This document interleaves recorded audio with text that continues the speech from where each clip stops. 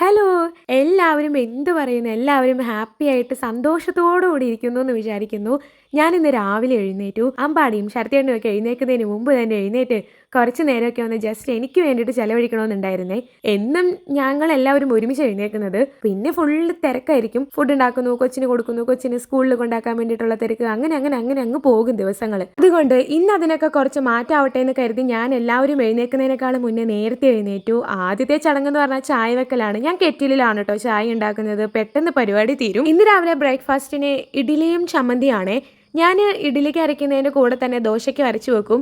എന്നിട്ട് ആദ്യത്തെ ദിവസം ഞാൻ ഇഡ്ഡലി ഉണ്ടാക്കും. കാരണം ഇഡ്ഡലി നല്ല സോഫ്റ്റ് ആയിട്ടിരിക്കണമല്ലോ. എന്നിട്ടൊന്ന് ഫ്രിഡ്ജ് കയറ്റി വെച്ചിട്ട് പിറ്റേ ദിവസം ഞാൻ മസാല ദോശ ഉണ്ടാക്കും.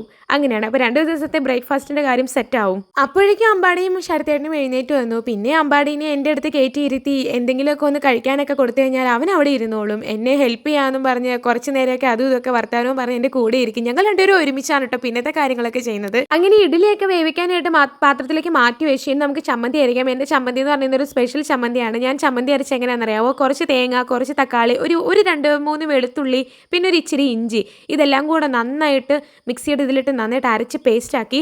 എന്നിട്ട് എണ്ണ ഒഴിച്ചു, കടുക് പൊട്ടിച്ചു, ഉള്ളി ഇട്ടു. എന്നിട്ട് നമ്മൾ ഈ അരച്ചു വെച്ചിരിക്കുന്ന ഇതും കൂടി ഇട്ട് കൊടുത്ത് കുറച്ച് വെള്ളം കൂടി ഒഴിച്ചു കൊടുത്തു. അടിപൊളി ടേസ്റ്റാണ് കേട്ടോ. ഉപ്പും കൂടെ ചെക്ക് ചെയ്ത് നോക്കിയപ്പോൾ സൂപ്പർ ടേസ്റ്റായിരുന്നു. എപ്പോഴും തേങ്ങാ ചമ്മന്തി ഉണ്ടാക്കുന്നവർ ഒരു ഇച്ചിരി തക്കാളിയും കൂടി ഇട്ടൊന്ന് ഉണ്ടാക്കി നോക്ക്, നല്ല ടേസ്റ്റാണ്. അങ്ങനെ തന്നെ നല്ല പഞ്ഞി പോലത്തെ നല്ല പൂ പോലത്തെ ഇഡ്ഡലി റെഡി ആയിട്ടുണ്ട്. കൂടെ നല്ല ടേസ്റ്റുള്ള ചമ്മന്തി റെഡി ആയിട്ടുണ്ട്. ഇനി ഇത് കഴിച്ചു നോക്കലാണ്. ശരത്തേട്ടൻ ഒരു വായിലേക്ക് വെച്ചപ്പോൾ തന്നെ സൂപ്പറാണെന്ന് പറഞ്ഞു. അങ്ങനെ ഇന്ന് രാവിലത്തെ പരിപാടികളൊക്കെ കഴിഞ്ഞു. ഇനി കുറച്ച് നേരം ഇരുന്ന് TV കാണണം, എല്ലാവർക്കും കൂടെ വർത്തമാനം പറയണം. അപ്പോൾ അടുത്ത വീഡിയോയിൽ കാണാം.